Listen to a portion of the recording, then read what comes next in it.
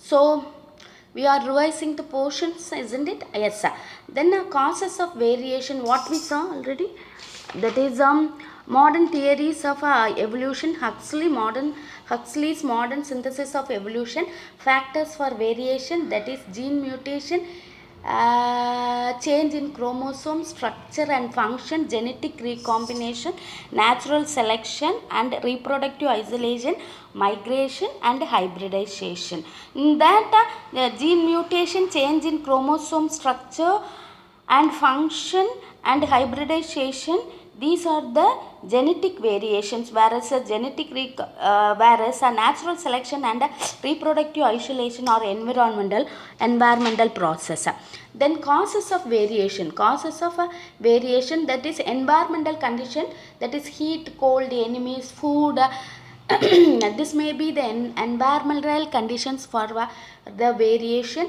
And the next one is a change in gene pattern, that is a point mutation and chromosomal aberrations. These are the reasons which makes the make the organism to get a variation leads to speciation. And the next one is sources of variation, causes of variation we saw. The next one is sources of variation, that is mutation you know already. In the mutation theory we studied mutation causes heritable changes. Mostly mutations are harmful, rarely it become a valuable. For example, the DDT resistance, you know that already we discussed. The organism which had the DDT resistance, insects, after using DDT, these organisms which had the DDT resistant gene survived better than the other organisms. The next one is recombination. Recombination occurs due to sexual reproduction. When parents meets together, the genotype mixed together by crossing over, meiosis, crossing over. Due to that, the recombination occurs. There is the alleles. So the better desirable varieties, if they mix together, then it leads to variation leads to speciation. The next one is migration. What is migration? The organism move from one place to another place. And when organism move from one place to another place, there may be a chance of getting interbreeding between the new population, so that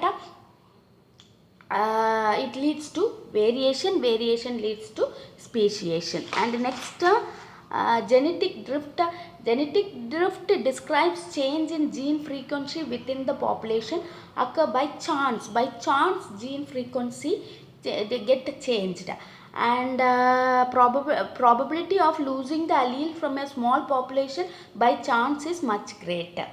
That and all we discussed. And gene flow, movement of alleles from one population to another population result in the interbreeding. That is, it is exactly like that of the migration. If a gene flow is from due to various reasons, the gene flow from one population to another population leads to the interbreeding leads to variation leads to speciation.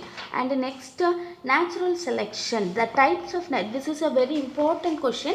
Natural selection, that is the types of natural selection. Natural selection is a process in which heritable variation enabling a new variety, enabling the speciation, isn't it? There are three types known as stabilizing, directional and disruptive. Stabilizing, this is the extreme ones are eliminated, whereas the organism with the mean characters are selected.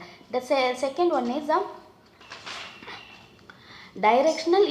Directional, a particular direction, it is favored. For example, this direction is favored and this direction is not favored, it is eliminated.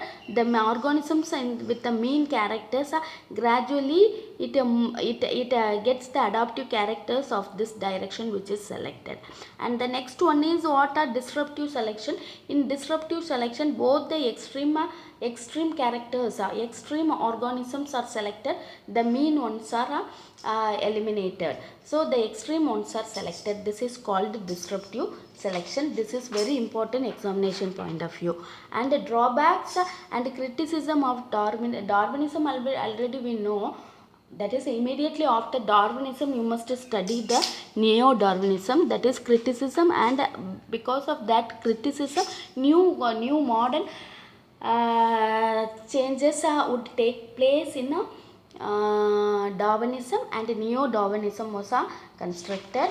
And the difference between the Darwinism and neo-Darwinism we studied, and we wrote a test also. Again you revise the portions. And next what else?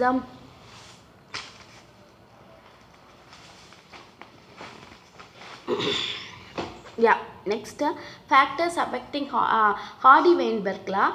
That is Hardy-Weinberg law, that is Hardy-Weinberg principle. Hardy-Weinberg principle, it says that allelic frequency in a population are stable and constant. Allelic frequency remains constant. It is considered as 1. For that, Hardy-Weinberg he constructed an binomial expression. The binomial expression says in a diploid organism, in a diploid genotype, p plus q the whole squared is equal to p squared plus 2pq plus q squared is equal to 1. He considered that as a 1. If that 1 remains as a constant, as a stable phenomena till the external forces such as migration, recombination and mutation, such a things, gene flow, genetic drift acting on them, it remains constant and stable, that is equal to 1. That is it says that allelic frequency in a population are stable and constant from generation to generation. That is called Hardy-Weinberg principle. And the factors affecting Hardy-Weinberg principle: gene migration,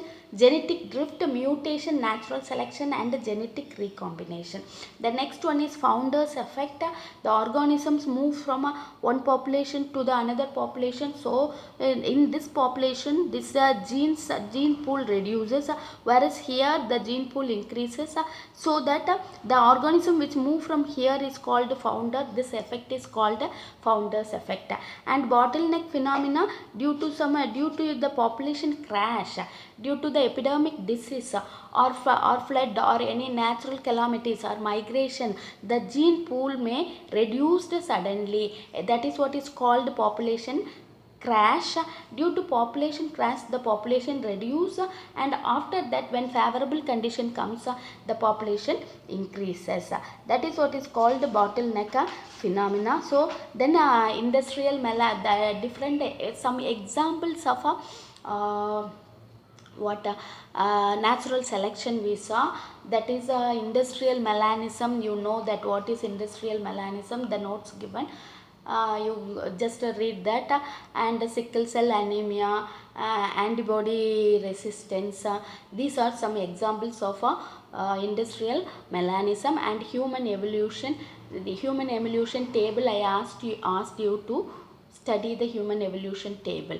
So these are the portions comes under evolution. So we completed the portion, and Saturday onwards I'll take immunology. That is one lesson is there in immunology. That lesson I'll continue with. Thank you children. Revise well and get good marks.